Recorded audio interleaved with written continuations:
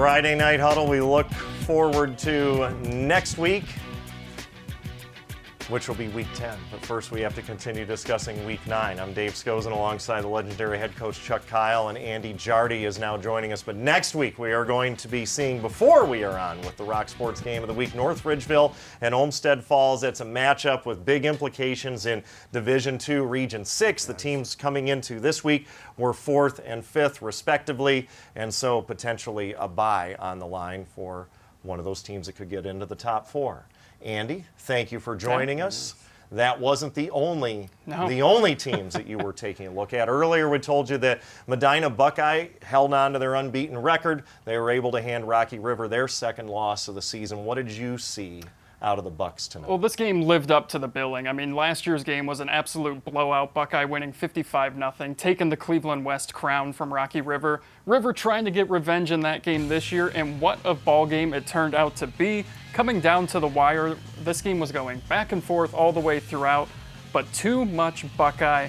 Wilhelm with 3 touchdowns here tonight. Ryan Wilhelm, that is, with 3 touchdowns, and they end up getting the win 35-27. The Bucks will repeat as your Cleveland West champs, but this game was whoever scored, anything you can do, I can do better. Other team responds. It was 28-21 Buckeye in the fourth quarter. River scored, missed an extra point, made it 28-27, and then Buckeye got a touchdown to put it away, 35-27. So both of these teams competing in Division III, Region 10, and so Buckeye at 9-0 remains at the top of the computer point rankings even after their win tonight. Wapakoneta is there out of sort of kind of southwest Ohio, Dayton-ish, you could say. Lexington, they have a big matchup next week with another unbeaten team who's actually out of Division II, and that's Ashland.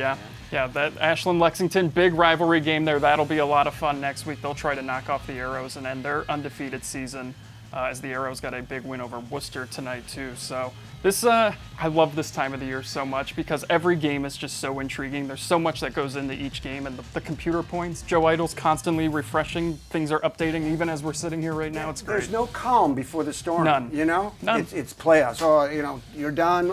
You're done. Week 10, there's just so much to be just intrigue on what's going to happen here because there's so much more to be solved. Saw Villa Angela St. Joe still with the lead. They're trying to move up and potentially get in a position for a bye if they can beat a good Benedictine team. North Ridgeville got the win this week over Amherst Steel, and so that helps set them up for that matchup next week against Olmsted Falls. Yeah, and once again, the Cardiac Kids find a way to do it. Another late win for the Rangers. They continue to find a way to win close games. That's a dangerous kind of team to run into when, hey, a game's tight late. They found ways to win. This game was tied 28-28, 2 touchdowns late to put it away. Lake Catholic beats Holy Name. Wadsworth stays unbeaten. They are 9-0 after a 30-point victory over Stowe. And we've talked about it before, but it seems like every time you see a Wadsworth highlight, it's a touchdown run of 50 yards or more. Yeah, the fewest amount of points they've scored in a game this year is 35. I mean, every game they are just putting up video game numbers offensively. Another one here tonight, 50-20 over Stowe.